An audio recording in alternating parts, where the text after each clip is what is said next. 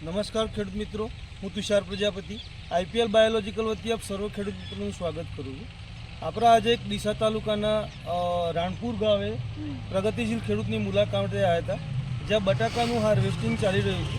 ત્યાં આપણે જોયું તો ખેડૂત મિત્રોનો રાઇઝોપટોનિયા થ્રુ સ્કેબનો જે પ્રોબ્લેમ આવે છે, રાઇઝોપટોનિયા થ્રુ એ સ્કેબના પ્રોબ્લેમ તમે જોઈ શકો છો કે આ પ્રોબ્લેમ અત્યારે જોવા મળી રહ્યો છે. તો આ ખેડૂત મિત્રએ અત્યારે ઘણા બધા પ્રકારના રાઇઝોપટોનિયાના નિયંત્રણ માટે પ્રોડક્ટનો ઉપયોગ કરેલો હતો, પણ હું ખેડૂત મિત્રોને થોડીક માહિતી આપી દઉં. રાઇઝોપટોનિયા સ્કેબના નિયંત્રણ માટે શરૂઆતમાં ખેડૂત મિત્રો સીડ ટ્રીટમેન્ટ પણ કરતા હોઈએ છે, પણ કેમિકલની જે અસર છે એ કમસે કમ 10 થી 12 દિવસ કે 14 દિવસ સુધી રહેતી હોય છે.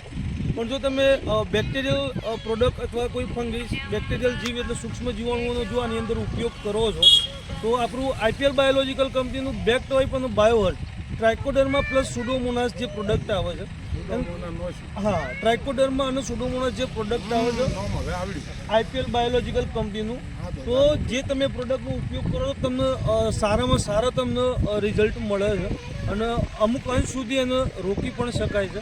તો આપણે ખેડૂત મિત્રોનું ભલામણ કરીએ છીએ કે ભાઈ તમે આવા પ્રોબ્લેમ જો તમારા આવતા હોય રાઇઝોપટોનિયા અને સ્કેબની અંદર, તો તમે આઈપીએલ બાયોલોજીકલ કંપનીનું બેક વાઇપ અને બાયોહર્ટનો પ્રતિ એકરે 1 લીટરનો ઉપયોગ કરો. ડ્રીપમાં આપો અથવા શરૂઆતે જ્યારે બટાકાનું આપણે વાવેતર કરતા હોય ત્યારે સીડ ટ્રીટમેન્ટ પણ કરી શકાય છે.